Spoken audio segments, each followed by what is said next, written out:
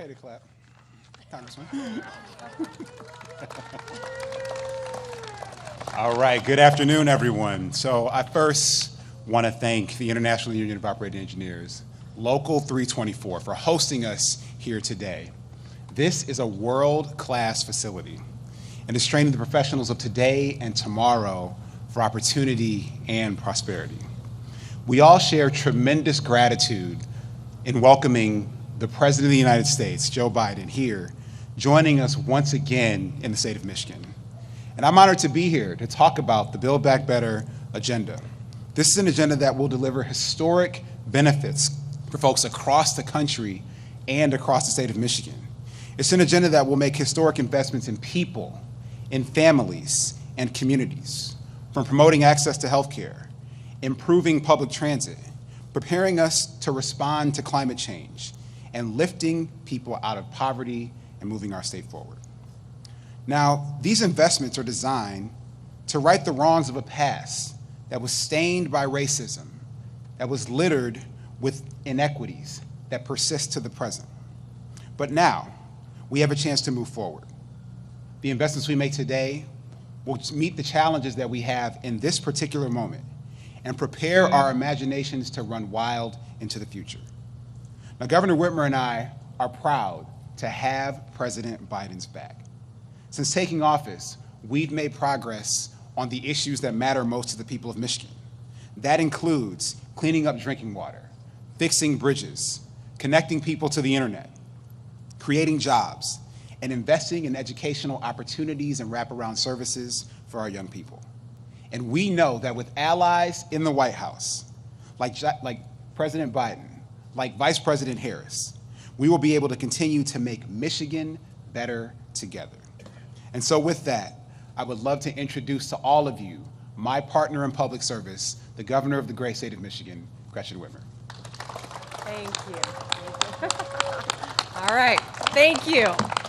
Well, thank you. I am so happy to be here with the Lieutenant Governor and Congresswoman Slotkin, and of course, phenomenal congressional representation here in Dingle and Kildee and Levin. So glad to be here with all of you. It's great to be in Howell to talk about something that unites all of us, infrastructure. Our roads and our bridges connect us, literally. They bring people, communities, and small businesses together. Safe, smooth roads and bridges ensure that folks can get to work, drop their kids off at school, run errands safely.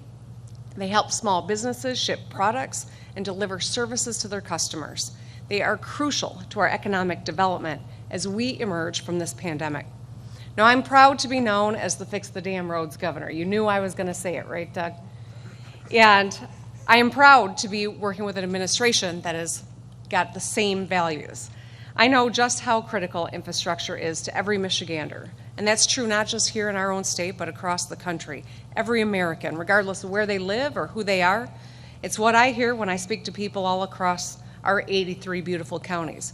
And it's why we've made a $3.5 billion investment in infrastructure here with the Rebuilding Michigan Plan to support over 45,000 good-paying jobs and deliver on dozens of projects across Michigan. It's why we're focused on the future of mobility and electrification, why we've brought new clean energy jobs to Michigan, including GM's new battery plant and the F-150 Lightning factory expansion, which I know the President enjoyed very much. The Electric Vehicles Jobs Academy, so that we can upskill our workforce and train our workers to build the best in the future of mobility right here in Michigan. And the Lake Michigan EV Circuit, which will be the best clean energy road trip in the United States of America. And we have plans to build the first wireless charging public road and autonomous parking garage here as well. So I want to thank President Biden for the infrastructure plan and the work that he is doing. Right now, we are poised to make historic investment in our roads, in our bridges, in our water infrastructure, and I urge Congress to work together to pass both the Bipartisan Infrastructure Investment and Jobs Act. The bold legislation that uplifts working people by cutting middle-class taxes, lowering costs for jobs, childcare, and housing, and create good-paying clean energy jobs. We can do this. We will do this together.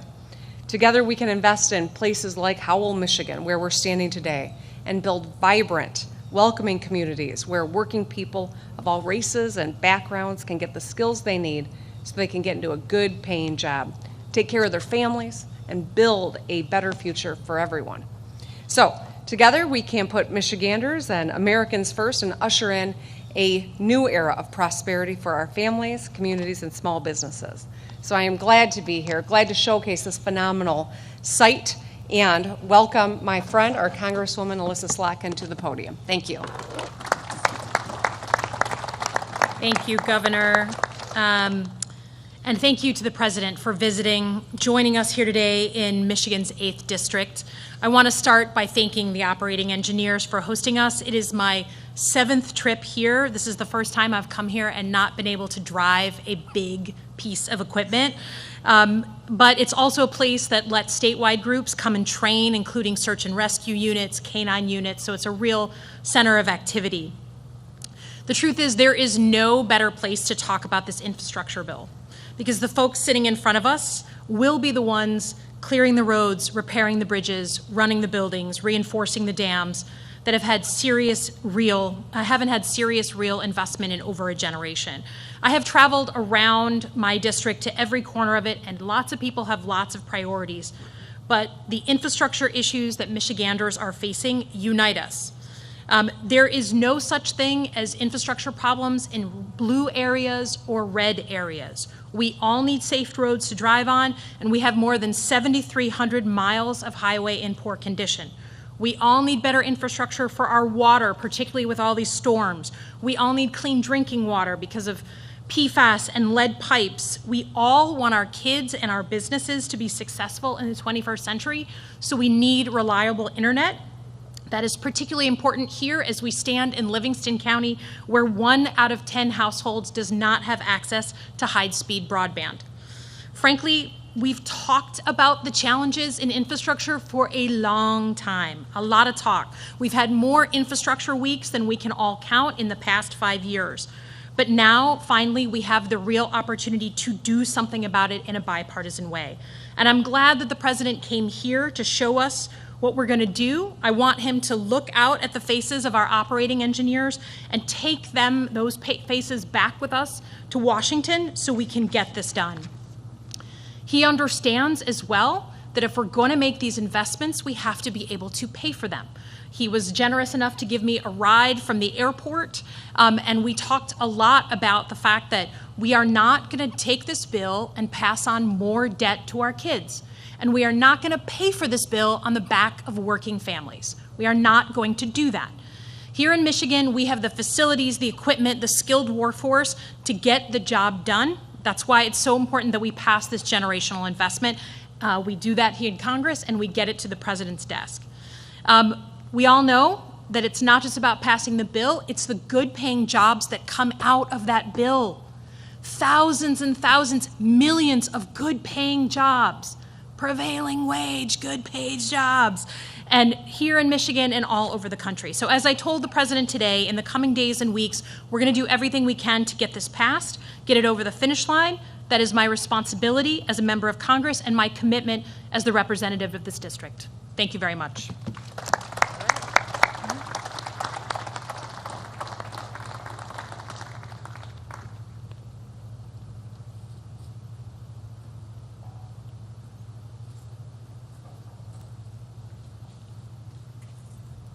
Ladies and gentlemen, please welcome to the stage John Osika, Training Director, Operating Engineers 324, and the President of the United States, Joe Biden.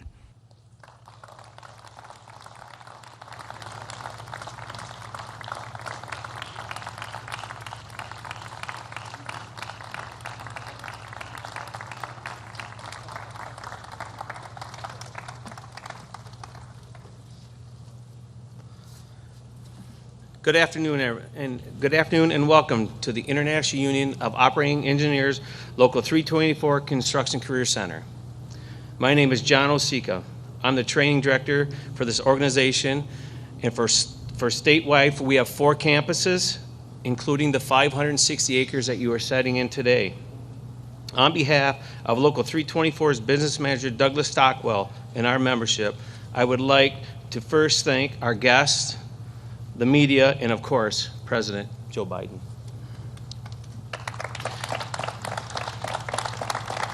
I also would like to recognize our International General President, James T. Callahan, who was unable to attend but sends his warmest regards.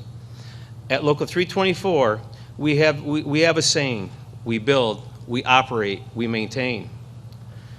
With over 14,000 members, Local 324 operates the heavy machines that propel construction, the roads, bridges, buildings, energy plants, pipelines, airports, and nearly every large-scale project in the state.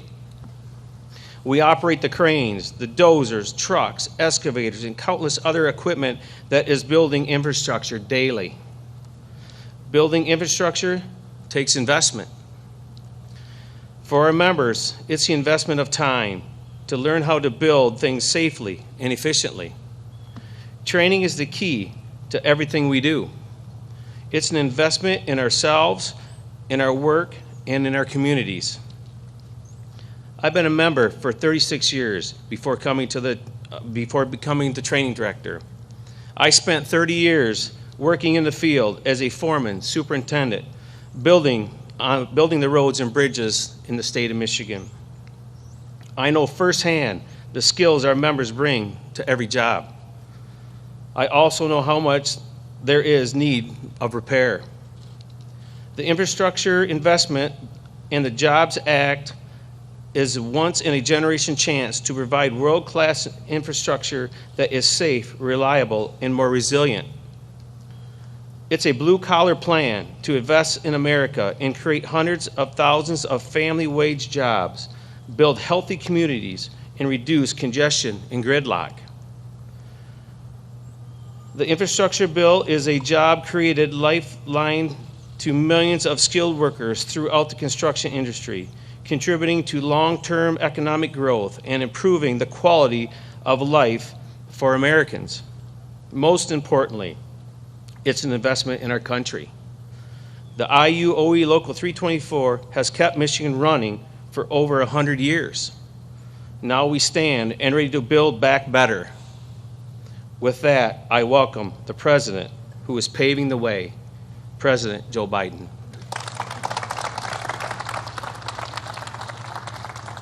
Thank you, pal. Get your mask. I might need that. Yeah. Hello, Michigan. It's good to be back. It really is. And John, thank you for that introduction. The truth of the matter is, there's a reason why the American labor movement across the board has the single best workers in the world, because you're the best trained. I wish the American people understood how much serious training goes into being a union worker. I really mean it. You're the best in the world. I was kidding. Someone said to me earlier that I said, I'm a union president. I'm a president who supports unions, not labor, unions. And someone pointed out to me that I allegedly have used the word union as president more than the last 7 presidents combined. You built the country. No, not a joke. You built the country. And it's great to be here with several excellent members of Congress. Lisa Slotkin, Alyssa, you don't want to screw around with her. She's an intelligence officer as well, so she's forgotten more than most of you know. But thanks for riding out with me, and thanks for the advice you've given me, and I mean that sincerely, and how we're going to make sure that everything we do here is paid for, and not a single penny raised in taxes of anybody making under 400 grand. And Debbie, you're the best in the world. You and John have been so friends of mine. You've been for so long. You've stepped in and taken over in a way that I think has had to be both emotionally difficult, but you've done an incredible job. And I consider you one of my great friends. Thank you. And Dan, you're okay, Dan. No, you ain't quite like the woman sitting next to you, but all kidding aside. Dan, you've done a great deal. I mean, I really mean it. You're always there for everything that's important to your constituents, and you understand what I'm going to talk about a little bit later. The way we built this country is from the bottom up and the middle out, not from the top down, and you get it. And Andy, as my dad would say, you got good blood, kid. And thank you for what you're doing. Thank you for stepping in, and thank you for the great job you do. Michigan, I also have, it's also fortunate to have an outstanding United States senators who are doing what they're supposed to do. They're in Washington because the Senate's in. Debbie and Gary are in Washington now, and to cast some really important votes to keep things moving. And of course, it's great to be here with my friend. We've become friends, an outstanding governor, one of the best governors in the United States of America, and her lieutenant governor who covers her in every way, both in terms of physically and mentally and every other way. And thank you for all you did to help me get elected. I really mean it. Thank you, thank you, thank you. Look, I know there's a lot of noise in Washington, there always is, but it seems to me a little more than usual now. A whole lot of hyperbole, a lot of heat, and I'm here today to try to set some things straight if I can. I want to talk about what's fundamentally at stake for our country now, at this moment. I know it's an overused phrase, but I've been using it a lot. We're at an inflection point. Anywhere from 40 to 80 years in America, there's an inflection point. We have to choose what direction we're going to go, what we're going to do, not Democrat, Republican, but who we're going to be. For a long time, America set the pace across the entire globe.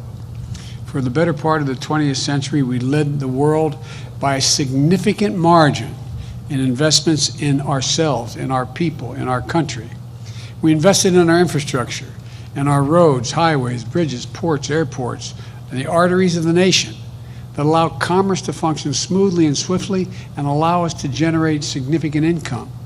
We've invested in our people in opportunity. We're among the first to provide access, for example, to free education. It's the reason why in the 20th century we began to take off. It was back in the late 1890s. We decided among the first countries that we were going to be the first nation that every single American, regardless of their background, no, it wasn't at the time regardless of their background, but based on income, would have free 12 years of education. We invested to win the space race. We led the world in research and development, led to the creation of the internet. And but then something happened.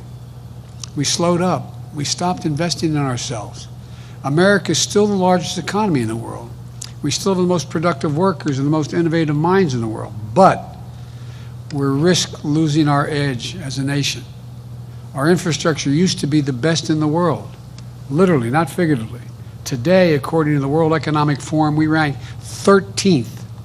Our infrastructure, 12 nations have a better infrastructure than we do, which means they can move product, they can do so many things better than we can do it. We're among the first in the world to guarantee access to universal education.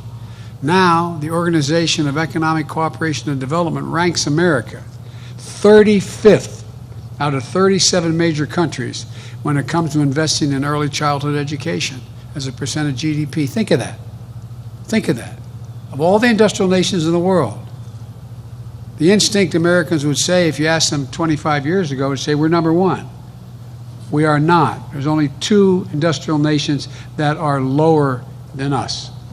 All those investments that fuel the strong economy, we've taken our foot off the gas.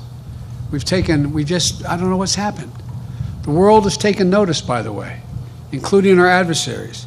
And now they're closing the gap in a big way. So it's essential that we regain our momentum that we've lost and the work of our time, it seems to me, those of us who hold public office, is to prepare ourselves to be more competitive and to win the fast-changing 21st century in the global economy. Things are changing incredibly quickly. That's why I propose 2 critical pieces of legislation being debated back in Washington right now. The first, a bill to invest in our physical infrastructure. And the second is a bill to invest in our human infrastructure. I'll talk about both these bills in just a moment, but first, I want to set one thing straight. These bills are not about left versus right, or moderate versus progressive, or anything that pits Americans against one another. These bills are about competitiveness versus complacency. They're about opportunity versus decay. They're about leading the world or continue to let the world pass us by, which is literally happening. To support these investments is to create a rising America, America that's moving. To oppose these investments is to be complicit in America's decline. To support these bills is to pursue a broader vision of our nation, and oppose them is to accept a very cramped view of our future. This isn't about two pieces of legislation. It's about the inflection point I mentioned earlier we are in our history, the world history. So, here's what I'm proposing. First, the infrastructure bill. It's about rebuilding our roads, our highways, our bridges, our ports, our airports, our broadband, all the things that need repair. Our arteries of our economy have always been fueled by the economic might and dynamism of Americans. Across the country right now, 45,000 bridges and 173,000 miles of roads, according to the Society of Engineers, are in poor condition. Right now, including more than 1,200 bridges as the governor's been fighting to repair here in your state, 7,300 miles of roads here in Michigan. I'll bet everyone in this room can tell me what the most dangerous intersection in this town or any town they live in and where it is. That you hold your breath when you're driving over trying to cross the street. Not a joke. Working with the governor and members of the Congress here, we're going to put hardworking Americans like the operating engineers here in Howell on the job to bring back our infrastructure and bring it up to speed. Good union jobs, not $12, $15, $18, prevailing wage jobs. Wage that give you dignity, that you can raise a family on, that you can hold your head up. This is a blue-collar blueprint for how we restore America's pride. And these are jobs that can't be outsourced. We're going to put plumbers and pipe fitters to work, replacing lead pipes in America, so families and children can drink clean water. 400,000 schools. I mean, it's not just our homes, it's across the country. We're going to put line workers and electricians to work laying thousands of miles of transmission lines and to build a modern infrastructure and energy grid. We're going to make high-speed internet affordable and available to everywhere in America. We're talking about that on the way over with Alyssa, that how short the number of people have access to the internet here because of the lack of investment. We're going to make the largest investment in public transit in American history. And we're going to make the most important investment in our rail system since the creation of Amtrak 50 years ago. And let me tell you, our competitors aren't hanging around and waiting to see what we're going to do. They've been pouring billions of dollars into infrastructure and into this training their people for years now. Take China, for example. Now, I've been clear that China uses unfair coercive practices to get ahead of their competitors, but that's not the whole of the story. They also invest in themselves. In recent years, China has spent around 3 times as much on infrastructure as a share of their economy than we have. 3 times. And they're not slowing down. Yesterday, my U.S. trade representative delivered an important speech on our competition with China. She pointed out that China made a major investment in steel plants beginning about 20 years ago. In the last 20 years, half of American steel companies have been shuttered. We went from 100 U.S. steel companies to 51. And employment in the American steel industry dropped by 40% since the year 2000. China now produces more steel in 1 month than America does in an entire year. You can see it in the sector after sector. Other countries are speeding up and America's falling behind. We've got to reset the pace again. We've got to set a different pace. For example, here in Michigan, we need to make sure that American auto workers lead the world in electric vehicles. And some of you came to the White House when I had the chairman of the board of General Motors, Chrysler, and General Motors, Chrysler, and Ford. You know, and what did they decide to do? They decided they're going to lead the world and they're going to build more of the electric vehicles than any other country. But guess what? China's not waiting around. They manufacture more than twice as many electric vehicles as we have over the last decade. They control more than 75% of the battery market. And they're poised to invest another $14 billion in charging capacity now in their country. Back in May, I had the chance to tour Ford's new state-of-the-art facility in Dearborn, where union workers are building the first ever all-electric Ford F-150. I got to drive that sucker. It's quick, 0 to 60 in 4.1 seconds. And it's a big boy. It's a big one. Months later, I hosted the big three automakers at the White House, where the Ford 150 was joined by the GMC Hummer and the Jeep Wagoneer, all going electric, all in partnership with the UAW. The whole world knows that the future of the auto industry is electric. We need to make sure America builds that future instead of falling behind. We should build those vehicles and the batteries to get them here in the United States of America. That's what we should build here in the state of Michigan. I want those jobs, and no, I really mean it. I want those jobs here in Michigan, not halfway around the globe. That's what my plan will do. The infrastructure bill will put in motion the union workers on the job installing national network of hundreds of thousands of charging stations along our roads and highways and communities, over 500,000 of them. And by the way, parenthetically, when you build a charging station, it's like back in the day when my grandpa worked for the American Oil Company back in the turn of in the 1920 in that area. They went from state to state convincing people that they allow them to put 20,000 gallons of gasoline under the ground. They didn't want them around. But guess what happened? Everything builds up around them. You put these charging stations along there, how are you going to see a significant economic development go well beyond the charging station? And the Build Back Better plan will boost our manufacturing capacity, investing in new and retool facilities that employ American workers with good wages and benefits. That includes grants to kickstart new battery and parts productions.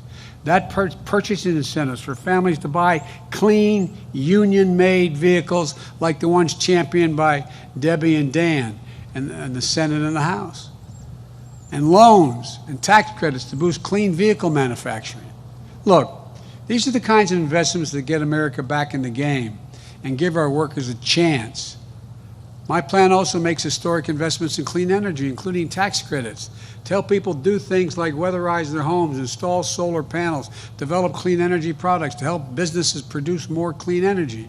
All told, this project will save literally hundreds of millions of barrels of oil on a yearly basis. Not a joke. These credits, those credits could cut the cost of installing the rooftop solar by about 30%, helping families cut their utility bills and helping the country cut its emissions. My infrastructure bill will put Americans to work in long overdue national environmental cleanups. I want a Job Corps, just like Roosevelt had a Job Corps, but an environmental Job Corps of over 1.6 million people. That means good jobs at prevailing wages, capping hundreds of thousands of abandoned oil wells. You know, we have thousands and thousands of abandoned oil wells and gas wells and methane leaks.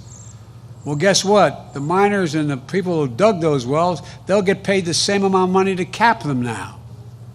It's going to help us meet the moment of the climate crisis and do away with, it's going to create good jobs, make us more economically competitive. Folks, here in Michigan, you all know the cost of extreme weather. All remember the flooding this summer that shut down parts of I-96, the power outages and the tornado warnings. They're costing your state billions of dollars. Nationally, last year, because of extreme weather, cost America $99 billion. 99 billion taxpayers' dollars. I went all over the country. I went out west to the fires. More is burned down in the Northwest than the entire state of New Jersey. That's how much we've lost. You see what's happened with the droughts that are out there. You see reservoirs that are down 30, 40, 50 feet. You're worried about the cooling down. You're worried about whether you're going to have what the Colorado River is going to do. This is a big deal. This is gigantic. And we're not going to ease up. We're not going to ease up in any of this. We have to invest in resilience. Resilience. You saw Texas, their entire power grid went down because they had no resilience, the ability to build back and build things stronger.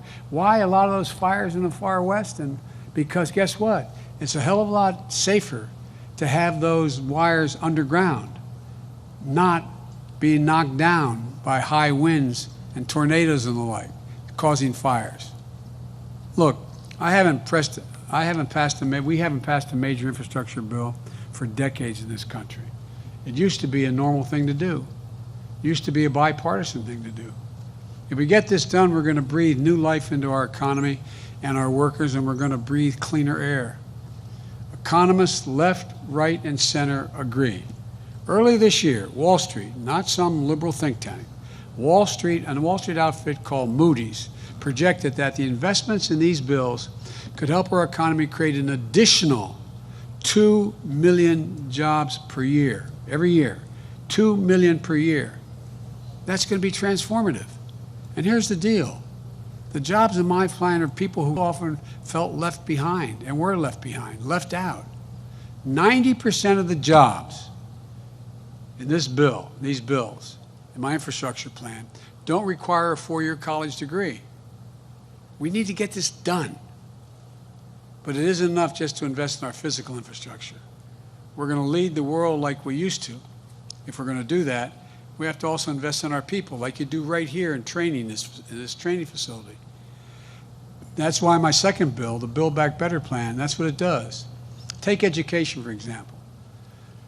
When America said everyone is entitled to 12 years of free public education, universal, a century ago, it gave us the best educated, best prepared workforce in the world. That was one of the reasons why America began to grow so rapidly.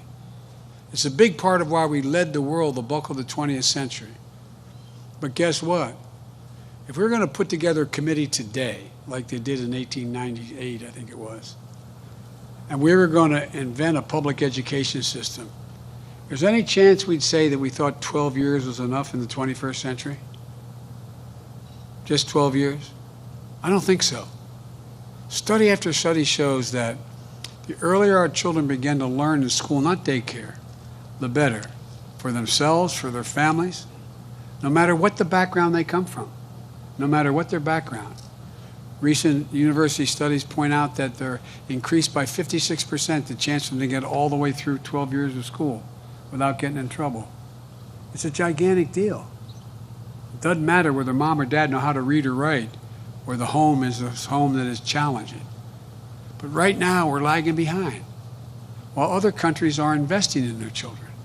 Today, only about half of 3- and 4-year-olds in America are enrolled in early childhood education. In Germany, France, the United Kingdom, Latvia, that number is more than 90%. 90% of their 3- and 4-year-olds. We're falling further and further behind the curve. It's not just early education. According to one study, we rank 33 out of 44 advanced economies when it comes to the percentage of our young people who have attained a post-high school degree. Anything after high school.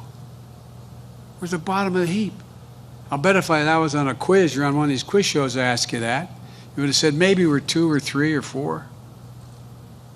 It's ridiculous. My Build Back Better plan gets us back on track. We'll make 4 additional years of public education available to every person in America. 2 years of high-quality preschool at the front end, and investments in community colleges so our students can gain skills they need to carve out a place for themselves in the 21st century economy. And also increase Pell Grants. They're grants for kids making families less than 50 grand, helping them get through community college or a historically backed colleges in order to be able to get a shot so they can live, they can eat while they're going to school. And we'll invest in historically black colleges and universities, which are an essential asset to help to support and to make sure that young people of every background and circumstance have a shot at good paying jobs. Look, this bill also invests in our workforce by providing so much needed breathing room for working families. After all, how can we compete in the world if millions of American parents, especially moms, can't join the workforce because they can't afford the cost of child care or elder care and have to stay home? For example, here in Michigan, the average 2-parent family spends $10,400 on child care costs for just 1 child each year. 30 years ago, the United States ranked sixth among advanced economies in the share of women in the workforce. You know where we are today? 23. 22 countries have a higher percentage of their women in the workforce making a competitive wage than the United States. While our competitors are investing in the care economy, we're standing still. And the fact is, millions of American parents are feeling the squeeze, having a hard time doing their job, earning a paycheck while taking care of their children or aging parents, and at the same time in this sandwich generation. My Build Back Better plan is going to change that. It's going to cut the cost of child care for most Mid-Michigan families by more than half. It's going to extend historic middle-class tax cut to the child care tax credit, which we passed in my American Rescue Plan. Now, most people don't know. If you walk to the average informed person, doctor, lawyer, or whatever, and said child care tax credit, they're not sure what that means. Well, what it means is, you know, if you were making a decent salary and you had 2 kids or 3 kids or 4 under the age of 18, you get to deduct $2,000 for each child off your bottom line of your taxes you owe. Well, guess what? If you're making $15 an hour, you don't have any taxes to pay like that. So guess what? You got nothing. Zero. Zero. No help. My friends on the other team have no problem giving billionaires and millionaires gigantic tax breaks. This is a tax cut. You know, what it does is, now, and it's in place, and people in your state are understanding it now, instead of it provides it up the ante how much you could get for a child under 7, you get $3,600 tax cut on a yearly basis. And you get $3,000 for a child under 17. But guess what we did? That means we're doing it on a monthly basis now. It means you're getting either $300 a month or $200 a month, just like your Social Security check at home. It's cut child poverty in by 40%. That money's already a life changer for so many working families. And as I said, I was wrong. In Michigan, it's 44% cut in child poverty. We need to keep it going. My plan is going to put Americans to work constructing and rehabilitating safe and affordable housing to help ease the cost of housing while generating even more jobs. In most of the major metropolitan areas of America, you can't afford the housing. And it helps to meet the moment on climate change as well. We're setting the course for America to achieve 50 to 52% reduction in greenhouse gas emissions by 2030, for us to reach net zero emissions by 2050. This bill helps us get there in a way that creates good jobs, makes us global leaders of fast-growing clean energy industries, like electric vehicles, solar and wind power, battery power. The bottom line is this: when we give working families a break, we're not just raising their quality of life, we're putting parents in a position to earn a paycheck. We're also positioning our country to compete in the world. That's what these bills are all about. If you want proof, just come to this training facility. This is where hard-working folks come to learn how to operate road graders and so much more. Where workers use virtual reality to master operating a crane. They learn how to deal with drones, to look underneath bridges and so on. Where young people in Michigan show up and emerge as expert technicians, engineers, heavy equipment operators. They leave here with a shot at something great, a union job with good wages and benefits that allow them to maintain their dignity and their pride. It's a ticket to the middle class. This is where the economy starts, with you, your skills, your dreams, and your limitless potential. The only thing we've been missing is the will from Washington to finally build an economy around you, an economy that gives you and your family a fighting chance to get ahead, gives our country a fighting chance to compete with the rest of the world. We can't get here thinking small. We have to think big. Let me be clear. We need to prepare for 10 years down the line. That's what these bills do. Both these bills spend out over 10 years, not in the first year. So if you take the infrastructure bill, folks, it's described as a $1.2 trillion bill. What that means is that of all those investments in road, bridges, high-speed internet, water, everything else, all of it would be less than 0.5% of our economy each year. And it's all paid for. And they don't increase the debt because they're paid for by asking the very wealthy to begin their pay their fair share. As a matter of fact, a significant portion of this plan cuts taxes for working people. And best of all, the cost of these bills in terms of adding to the deficit is zero. Zero. Zero. And I made a commitment when I wrote these when I was running. No one making under $400,000 a year will see a penny in their taxes go up. That's why in the infrastructure bill, there is no gas tax increase, because people making under 400 would have to pay more. It's simple. You're working here at this facility, your spouse is a teacher or a firefighter. There's no reason why, combined, why millionaires and billionaires in this country should be paying at a lower tax rate than you do. Hear me again now. A lower tax rate. A police officer, a teacher, a union crane operator, and a nurse, they paid a higher tax rate. A higher tax rate. A significant portion of the major corporations in America and the super wealthy. Look, it isn't right. Isn't it right that 55 of the largest corporations in America in this country, and I come from the corporate capital of the world, more corporations are incorporated in the state of Delaware than every other state combined. But you know how much those 55 companies, I could go on more than that, they made over $40 billion and they paid zero in federal income tax.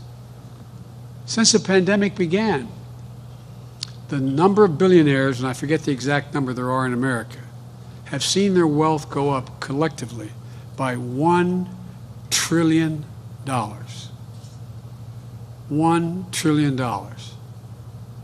Isn't fair. It needs to change. Look, working folks understand that. That's why, despite the attacks and misinformation, my plan has overwhelming support in the polling data from the American people. They understand what's at stake.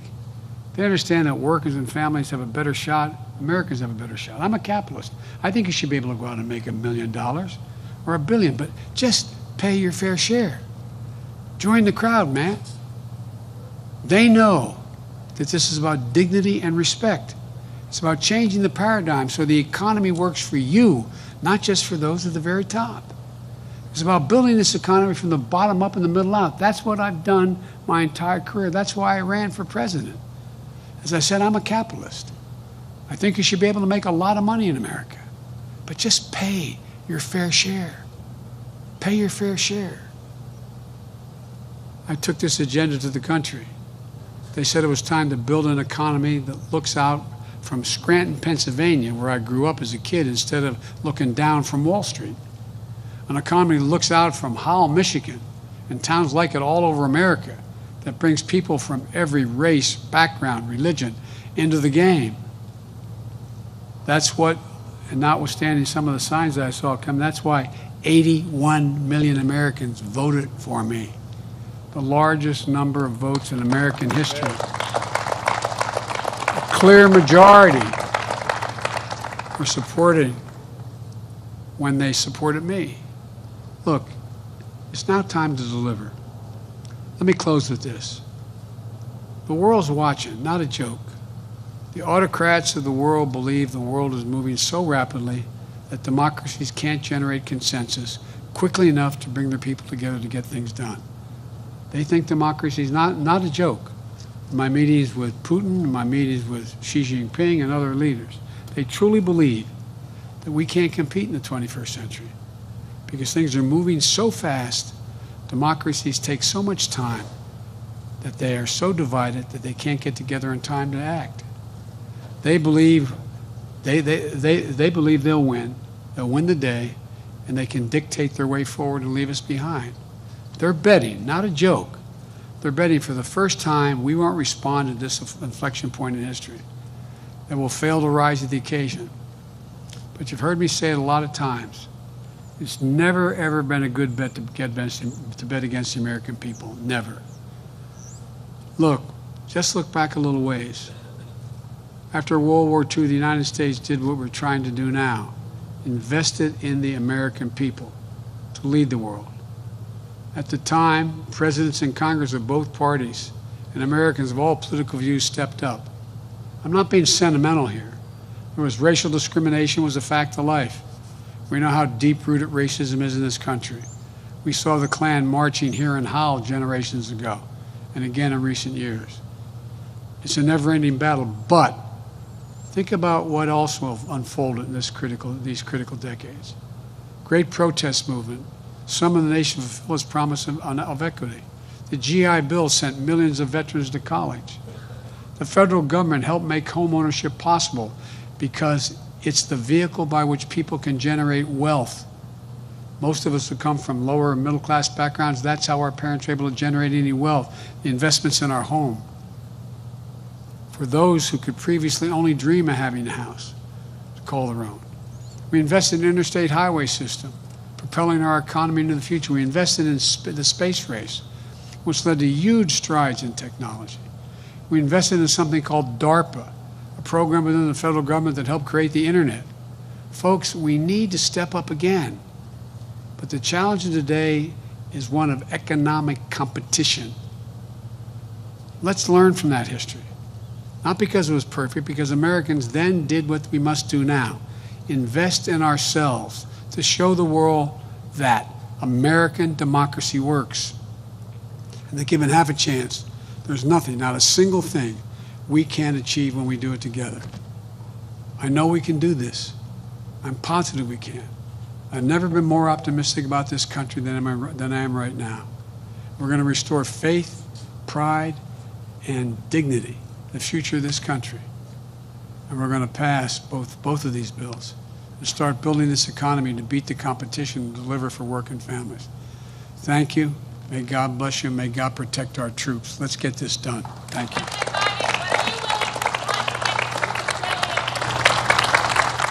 Thank you.